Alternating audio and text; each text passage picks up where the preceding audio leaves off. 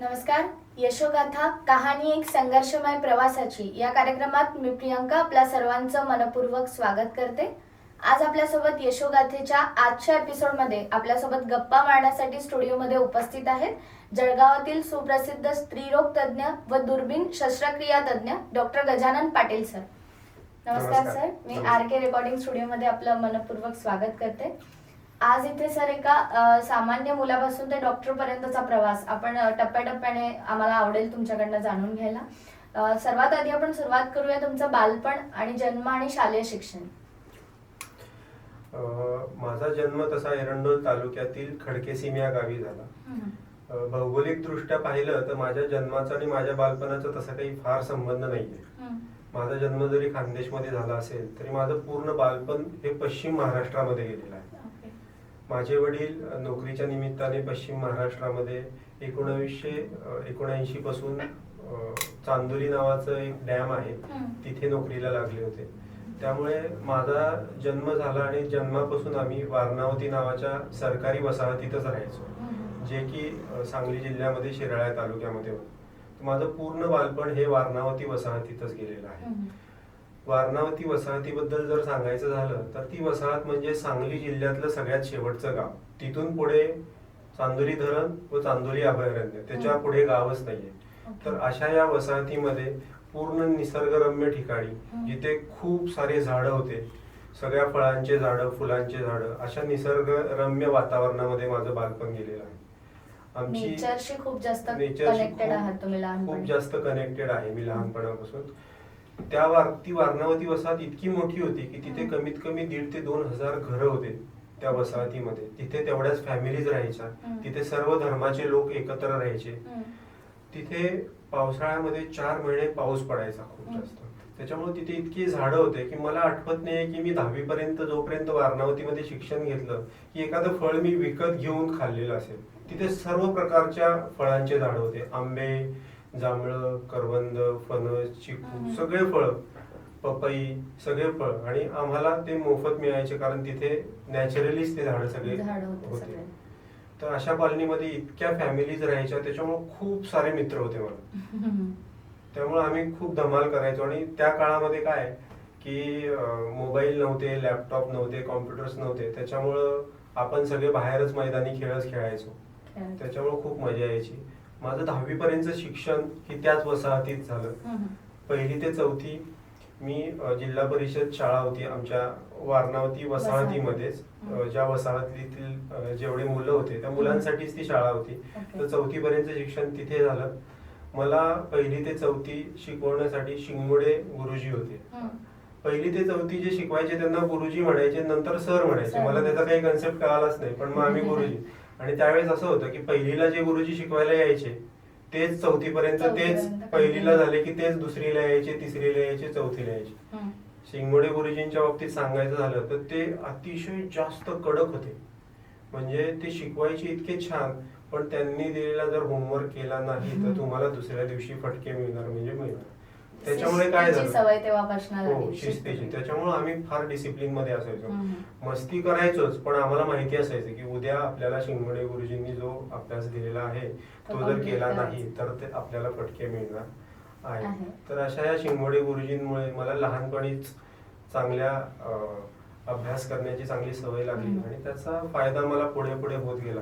5वी पासून मी आमच्या जिल्हा परिषदेची जी शाळा होती त्याच्या समोरच आमचं हायस्कूल होतं. त्याचं नाव होतं न्यू इंग्लिश स्कूल. त्याचं नाव जरी न्यू इंग्लिश स्कूल असेल तरी ती काही इंग्लिश मिडियमची शाळा नव्हती. ती प्युअर मराठी मिडियमची शाळा होती. त्याचं नाव फक्त न्यू इंग्लिश स्कूल ठेवलं होतं. आता का ठेवलं याचं उत्तर मलाही माहित नाही. 5वी ते 10वी पर्यंतचा प्रवास माझा न्यू इंग्लिश स्कूलमध्ये झाला. तिथे एकापेक्षा एक चांगले शिक्षक होते. जसं 1ली ते 4थी एकच शिक्षक होते, इथे मात्र आता प्रत्येक विषयाला वेगवेगळे शिक्षक होते आणि ते त्या विषयातले अतिशय चांगले तज्ज्ञ होते. त्या काळात ट्युशनची फार असं काही ट्युशन्स वगैरे नसायच्या, आणि असतील तरी पण त्या सिटीमध्ये असायच्या. आमच्या वारणावती वसाहतीमध्ये ट्युशनचा असं काही संकल्पनाच नव्हती. त्याच्यामुळं जे शिकायचं ते शाळेमध्ये शिकायचं, तिथेच समजून घ्यायचं. घरी जाऊन थोडाफार अर्धा एक तास अभ्यास करायचा, बाकी मग जो वेळ मिळतोय त्याच्यामध्ये धमाल. तर अशा या निसर्गरम्य ठिकाणी वारणावती वसाहतीमध्ये माझं बालपण अगदी हसत खेळत गेलं विदाऊट एनी स्ट्रेस. आताचे मी जेव्हा मुलं पाहतो की बाबा त्यांना ऑनलाईन अभ्यास आहे आणि त्यांच्या ट्युशन्स आहेत आणि त्यांचा हा प्रोजेक्ट करायचा तो प्रोजेक्ट करायचा, असं बिलकुल काही नव्हतं त्यावेळेस. फक्त शाळेच्या वेळेस शाळेत जा, घरी आल्यानंतर अभ्यास केला तर करा, नाही तर नका करू. म्हणजे अगदी छान मजेत मजेत, एकदम मजेत. म्हणजे खरं बालपण आपण ज्याला म्हणतो ते तुम्ही एन्जॉय केलं असं म्हणायला हरकत नाही. एकदम. त्यानंतर सर कॉलेज लाईफ कशी होती? कॉलेज लाईफ मला 10वीला आमच्या शाळेमध्ये माझा नेहमीच पहिला नंबर यायचा, त्याच्यामुळे 10वीमध्ये चांगले मार्क मिळाले. पण मग वारणावती वसाहतीत फक्त 10वी पर्यंत शाळा होती. तिथून पुढे शाळेला जायचं, कॉलेजला जायचं म्हटल्यावर आम्हाला एकतर कोल्हापूर किंवा कराड ह्या 2 शहरं जवळ होते. कोल्हापूर 80 किलोमीटर वरती होतं आणि कराड हे 50 किलोमीटर होतं. मग 50 किलोमीटर जवळ म्हणून आम्ही कराडला यशवंतराव चव्हाण महाविद्यालयामध्ये प्रवेश घेतला 11वी-12वी साठी. 11वी-12वी ही यशवंतराव महाविद्यालयामध्ये झाली. तिथेही खूप छान शिक्षक होते. क्लासेस होते कराडमध्ये, पण फायनान्शियल सिच्युएशन अशी होती की क्लासेस परवडणारे नव्हते. त्याच्यामुळे फक्त बायोलॉजी या विषयाचा क्लास लावलेला होता, कारण की डॉक्टर व्हायचं होतं म्हणून. फिजिक्स केमिस्ट्रीसाठी क्लास नव्हता कोणताही. बाकीच्या विषयांचा मी सेल्फ स्टडीज केला. तिथे खूप अभ्यास केला असंही म्हणता येणार नाही, सेल्फ स्टडीज केला. आणि त्यावेळेस एंट्रन्स परीक्षा होती MBBSच्या प्रवेशासाठी. ती एंट्रन्स परीक्षा दिली 12वी नंतर आणि मला 200 पैकी 174 मार्क पडले. कराडमध्ये माझा 2रा नंबर आला आणि पूर्ण राज्यामध्ये 239वा रँक आला. पण तेव्हा असं ठरवलं कसं होतं, म्हणजे आधीपासून डिसाइडेड होतं की डॉक्टरच व्हायचं? त्याची एक गंमत आहे. ऍक्च्युली आमची जी कॉलनी होती ना वारणावती वसाहत, मी सांगितलं तुम्हाला की तिथे 1,500 ते 2,000 घरं होती, बरोबर आहे. तर त्या घरांमध्ये ना क्लास होते. क्लास 4, क्लास 3, क्लास 2 आणि क्लास 1 असे घर होते. आम्ही क्लास 4, क्लास 3च्या घरामध्ये राहायचो. पण तिथले जे असे क्लास 1चे घर होते ना, ते असे बंगले होते मस्त, इंडिव्हिज्युअल बंगले असायचे. आणि तो एरियाच वेगळा होता. तिथे असे खूप झाडं आणि असे लॉन आणि ते बंगले असायचे. आम्ही फिरायला जायचो ना, आणि त्या बंगल्यांमध्ये आमच्या कॉलनीमध्ये जो सरकारी दवाखाना होता ना, तिथले डॉक्टर राहायचे त्या बंगल्यामध्ये, किंवा मग एक्झिक्युटिव्ह इंजिनियर्स वगैरे असे राहायचे. तर ते पाहून मला लहानपणी वाटायचे की यार आपण मोठं झाल्यावर जर डॉक्टर झालो तर मग आपल्याला छान अशा बंगल्यामध्ये राहता येईल. म्हणजे ते एक आकर्षण झालं. त्याच्यामुळे मला कोणी विचारलं लहानपणी, आपण कसं लहान बाळांना विचारतो की तुला काय व्हायचं, तसं मी सांगायचो की मला डॉक्टरच व्हायचं. मग हे जेव्हा माझ्या घरच्यांनी ऐकलं तेव्हा माझ्या बाबांना किंवा असं कोणी विचारायचं ना, तर मी म्हणायचो डॉक्टर. तर माझे बाबा काय म्हणायचे की हो याला डॉक्टरच बनवायचं आहे, आम्हाला हा ढोर डॉक्टर झाला तरी चालेल पण याला आम्हाला डॉक्टरच बनवायचं आहे.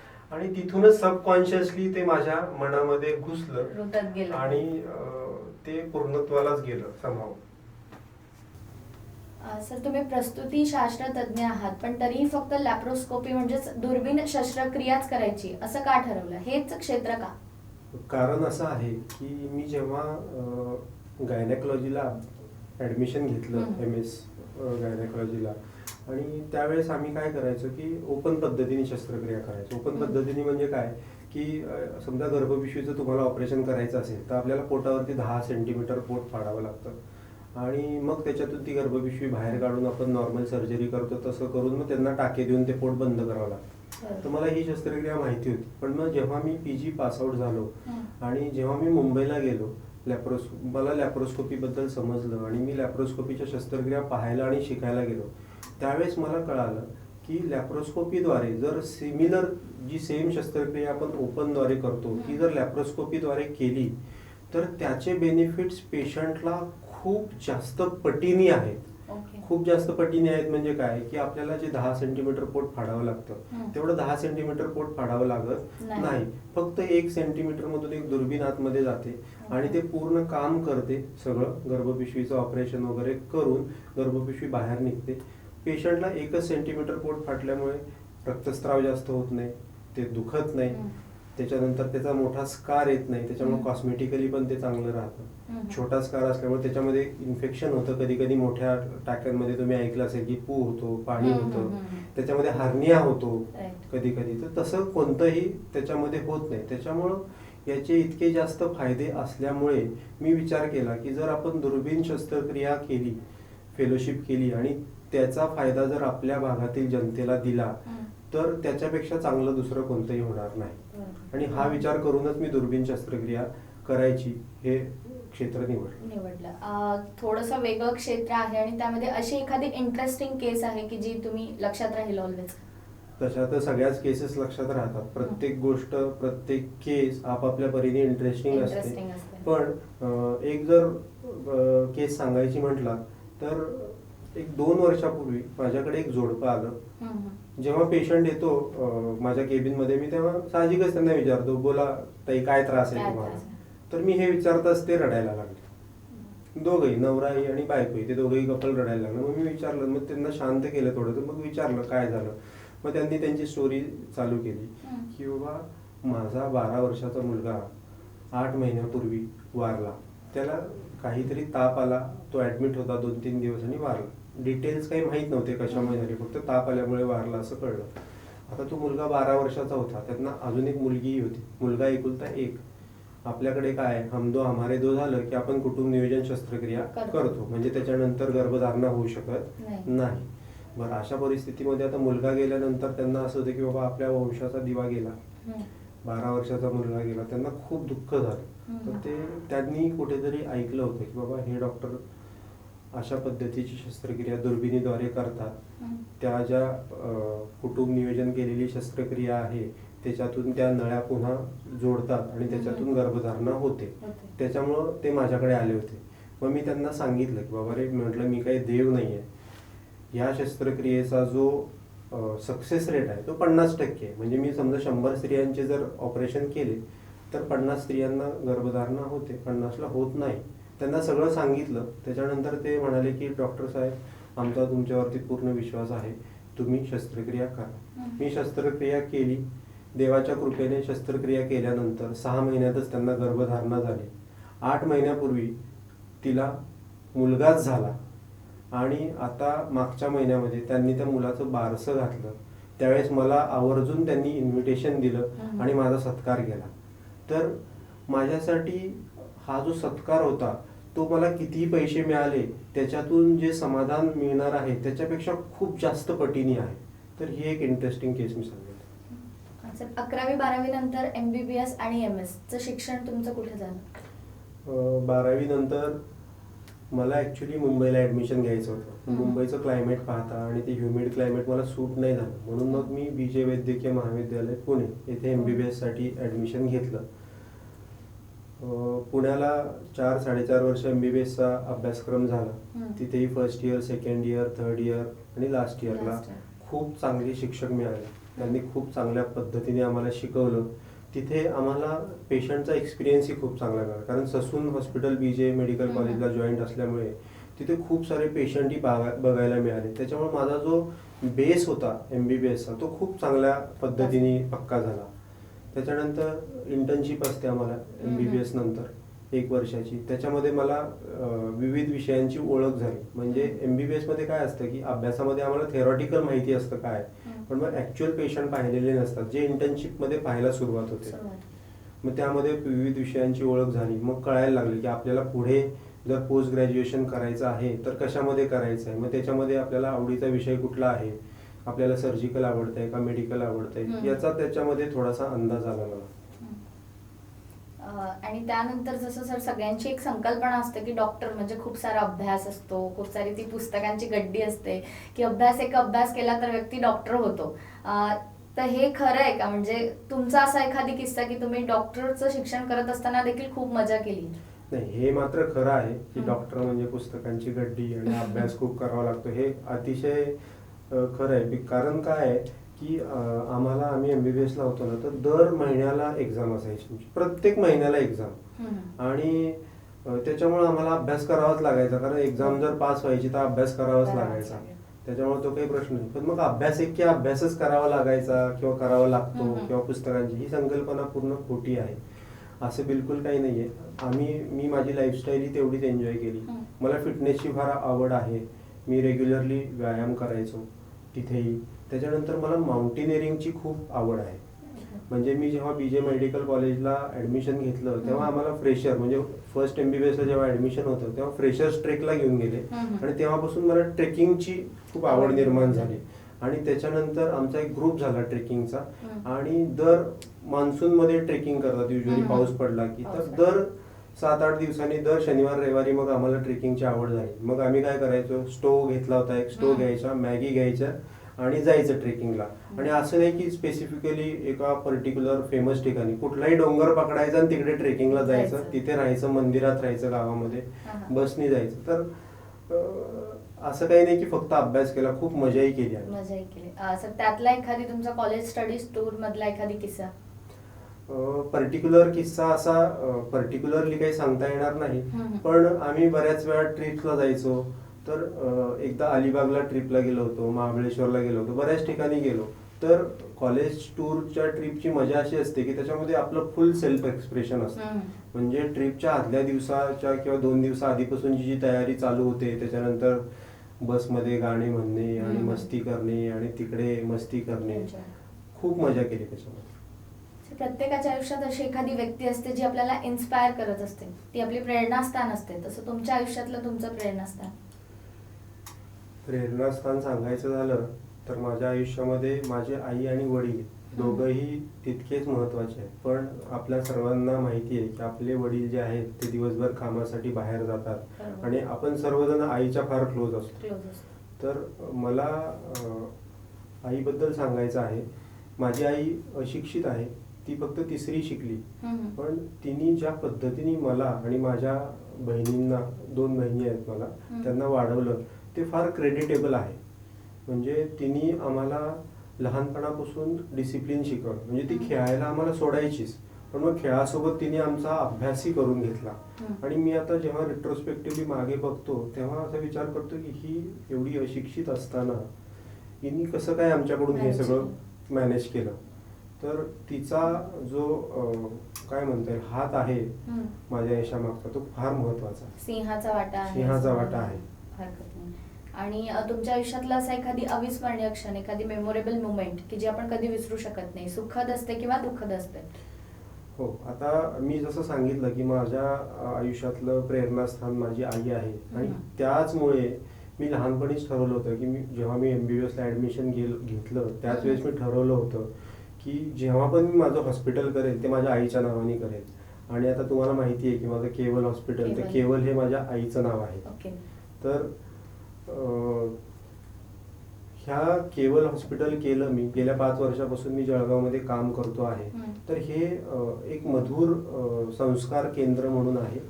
त्यांना हे कळालं की बाबा असा एक सर्वसामान्य घरातून एक मुलगा मोठा झाला आणि त्याने आईच्या नावाने हॉस्पिटल वगैरे केलं. तर ते मधुर संस्कार केंद्रवाले काय करतात की अशा कर्तृत्ववान माता ज्यांनी आपल्या मुलांना घडवलं यांचा सत्कार करतात. तर त्यांनी मागच्या वर्षी माझ्या आईच्या सत्कारासाठी यावलला बोलवलं. तर त्या दिवशी मला सगळ्यात जास्त आनंद झाला. कारण की काय, मी आयुष्यामध्ये खूप अचीव्ह केलं. MBBS ला गेलो तेव्हा सत्कार झाला, MS ला गेलो सत्कार झाला, लॅप्रोस्कोपी सर्जन झालो, मला माझ्या शाळेत बोलवलं जातं तिकडे सत्कार होतो. बरं, पण माझ्या आईला कोणीच कधी क्रेडिट दिलं नाही. तर तिला जाहीर सत्कार झाला तिचा त्यावेळेस, तर तो माझ्या आयुष्यातला फार अविस्मरणीय क्षण. म्हणजे तुमच्यामुळे आईचा सत्कार झाला, एक खरंच प्राऊड मोमेंट ती त्यावेळेस. नक्कीच सर, तुमच्या यशामध्ये तुमच्या आईचा वाटा खरंच खूप जास्त आहे जसं तुम्ही सांगितलं. पण हे सगळं करत असताना तारेवरची कसरत असते की पूर्ण वेळ हॉस्पिटलमध्ये काम करणं, तर कुठेतरी कुटुंबाकडे दुर्लक्ष होत असेल आणि एका यशस्वी पुरुषामागे स्त्रीचा हात असतो असं म्हणतात. तर तुमच्या बाबतीत खरं आहे का? ते अतिशय खरं आहे. आणि माझी पत्नी डॉक्टर शीतल राजपूत ही स्वतः एक रेडिओलॉजिस्ट आहे, सोनोग्राफी तज्ज्ञ आहे. आणि मी लॅप्रोस्कोपिक सर्जन असल्यामुळे माझी प्रॅक्टिस खूप जास्त आहे आणि मला सकाळी 7 वाजल्यापासून रात्री 10 वाजेपर्यंत काम करावं लागतं. मी माझ्या केवल हॉस्पिटलमध्येही ऑपरेशन करतो आणि मी जळगाव सिटीमध्ये आणि जळगावच्या सगळ्या तालुक्यांमध्ये मिळून जवळपास 90 हॉस्पिटल्समध्ये जाऊन शस्त्रक्रिया करतो. आणि एवढं सगळं करत असताना माझं फॅमिलीकडे 100% दुर्लक्ष होतं. मला एक 4 वर्षाची मुलगी आहे, तर तिला सांभाळणे, माझे आई वडील माझ्या घरी राहतात, त्यांना सांभाळणे, त्यांच्याकडे लक्ष देणे, माझं पूर्ण घर चालवणे व्यवस्थित पद्धतीने. तर नक्कीच याचं सगळं क्रेडिट शीतल माझ्या वाईफला आहे आणि ती तिथे आहे, ती हे सगळं पाहतेय म्हणून मी माझ्या करिअरकडे लक्ष देतोय. तसं पाहिलं तर ती स्वतःही डॉक्टर आहे, तीही तिचं करिअर कडे लक्ष देऊन ते वाढवू शकते. पण कुठेतरी एकाला बाकीच्या गोष्टी सांभाळाव्या लागतात आणि एकाला पुढे जावं लागतं. तसं तिने सगळं सांभाळलेलं आहे आणि तिचा मला फुल सपोर्ट आहे की तुला जे करायचं, जे अचीव्ह करायचं आयुष्यामध्ये ते कर. नक्कीच एक स्त्रीच करू शकते असं म्हणूया आपण, की 100% स्वतःच्या करिअर पेक्षा कुटुंबाला प्राधान्य देऊन नक्कीच तुम्हाला प्रोत्साहित करणं नक्कीच हे खरंच खूप मोठं काम आहे. सर, सध्या जी कोविडच्या महामारीची परिस्थिती आहे, सगळेच लोक त्रासलेले आहेत, या परिस्थितीमध्ये तुमचा सेवा देतानाचा काही अनुभव किंवा काय सांगाल तुम्ही जनतेला याबद्दल? तसा माझा कोविड ट्रीटमेंटसाठी डायरेक्टली संबंध येत नाही, पण जसं की तुम्हाला माहिती आहे मी लॅप्रोस्कोपिक सर्जन आहे. माझ्याकडे बरेच पेशंट लॅप्रोस्कोपीच्या शस्त्रक्रिया करायला येतात. त्याच्या आधी आम्ही कोविडची टेस्ट करतो प्रत्येक पेशंटची. बरेच पेशंट पॉझिटिव्ह येतात, मग त्यांना काउन्सिलिंग करणे व योग्य त्या डॉक्टरकडे पाठवणे हे आमचं रुटीन काम आहे. मला जनतेला एवढंच सांगायचं आहे की ही जी काही कोविडची वेव्ह आहे, सेकंड वेव्ह, ही फार फार फार जास्त डेंजरस आहे. तर प्रत्येकाने स्वतःची काळजी घेणं फार गरजेचं आहे. प्रत्येकाने मास्क घालणं फार गरजेचं आहे. सोशल डिस्टन्सिंग ठेवणं खूप जास्त गरजेचं आहे आणि वारंवार हात धुणे किंवा हात सॅनिटाईज करणे ह्या गोष्टींची फार गरज आहे. आणि जर समजा काम असेल तरच तुम्ही बाहेर पडायला हवं, अदरवाईज तुम्ही तुमच्या घरामध्येच थांबायला. सर, तुमचं भविष्यातलं पुढचं नियोजन किंवा विजन काय आहे? जसं की मी सांगितलं की मी लॅप्रोस्कोपीच करायचा ध्यास घेतलेला आहे. मी जरी स्त्रीरोग तज्ञ असेल तरी मी प्रसूती किंवा बाकीचं काही करत नाही, मी फक्त लॅप्रोस्कोपीच करतो. तर ह्याच लॅप्रोस्कोपीचा मला प्रचार आणि प्रसार करायचा आहे. का? त्याचे फायदेही मी तुम्हाला सांगितलेले आहेत आणि त्याच्यासाठीच मला ते लॅप्रोस्कोपीचं एक मोठं इन्स्टिट्यूट जळगावमध्ये चालू करायचं आहे, जिथे की आपल्या जिल्ह्यातूनच नाही तर पूर्ण आपल्या महाराष्ट्रातून आणि देशातून लोक येतील, पेशंट्स येतील आणि तिथे ट्रीटमेंट घेतील लॅप्रोस्कोपीची. दुसरं माझं ध्येय असं आहे की जसं मी लॅप्रोस्कोपी शस्त्रक्रियेसाठी मुंबईला गेलो आणि तिथे शिकलो लॅप्रोस्कोपी पाहून, तर माझ्याकडे आता बरंच लॅप्रोस्कोपीचे ऑपरेशन्स होतात. तर मला ही लॅप्रोस्कोपीचं इंटरनॅशनल दर्जाचं ट्रेनिंग सेंटर चालू करायचं आहे, जिथे आपल्या देशातून सगळीकडून डॉक्टर शिकायला येतील व परदेशातूनही डॉक्टर शिकायला येतील आणि त्यांना मी लॅप्रोस्कोपीचं ट्रेनिंग. सर, आजची जी युवा पिढी आहे, जी तरुण पिढी आहे, जी डॉक्टर क्षेत्रात येऊ इच्छिते किंवा इतर कोणत्याही क्षेत्रात सक्सेसफुल होऊ इच्छिते, त्यांना तुम्ही काय संदेश द्याल? युवा पिढीला मला संदेश द्यायचा आहे, डॉक्टरच होणाऱ्यांनाच नाही, प्रत्येक जणांनी काहीतरी आपल्या मनामध्ये ठरवलेलं असतं की मला डॉक्टर बनायचं आहे, इंजिनियर बनायचं आहे, मला सिंगर बनायचं आहे. तर तुम्ही जेही ठरवलेलं आहे ना त्याच्यावरती तुम्ही अनवेवरिंग फेथ ठेवा, म्हणजे तुम्ही त्याच्यावरती अढळ विश्वास ठेवा. आणि तुमचा जर अढळ विश्वास असेल त्या गोष्टीवर तर ती गोष्ट अचीव करण्यापासून तुम्हाला कोणीही रोखू शकत नाही. फक्त ही गोष्ट अचीव करताना तुम्ही 2 गोष्टींची खूप काळजी घेणं गरजेचं आहे. ते म्हणजे तुमचं मानसिक आणि शारीरिक स्वास्थ्य, ज्याला आपण फिटनेस म्हणतो. त्याच्यासाठी तुमचा आहार संतुलित असणं फार गरजेचं आहे. तुम्ही शारीरिक व्यायाम करणं फार गरजेचं आहे आणि तुम्ही ॲडिक्शनपासून दूर राहणं फार गरजेचं आहे. ॲडिक्शन म्हणजे फक्त दारू, सिगरेट, तंबाखूचं ॲडिक्शनबद्दल मला बोलायचं नाही आहे. तर तुम्हाला सध्या सगळ्यात मोठं ॲडिक्शन जर कुठलं असेल तर ते सोशल मीडियाचं आहे. कारण सगळ्यांकडं सध्या मोबाईल आणि लॅपटॉप आणि कॉम्प्युटर झालेले आहेत. तर हे ॲडिक्शन इतकं खतरनाक आहे की ते तुम्हाला तुमच्या टार्गेटपासून इझिली डेव्हिएट करू शकतं. तर त्याच्यामुळं तुम्हाला ह्या सगळ्या गोष्टींकडे व्यवस्थित लक्ष देऊन तुमच्या आयुष्यामध्ये जर व्यवस्थित डिसिप्लिन जर तुम्ही ठेवलं तर तुम्ही जे ठरवलं आहे ते अचीव करण्यापासून तुम्हाला कोणीही रोखू शकत नाही.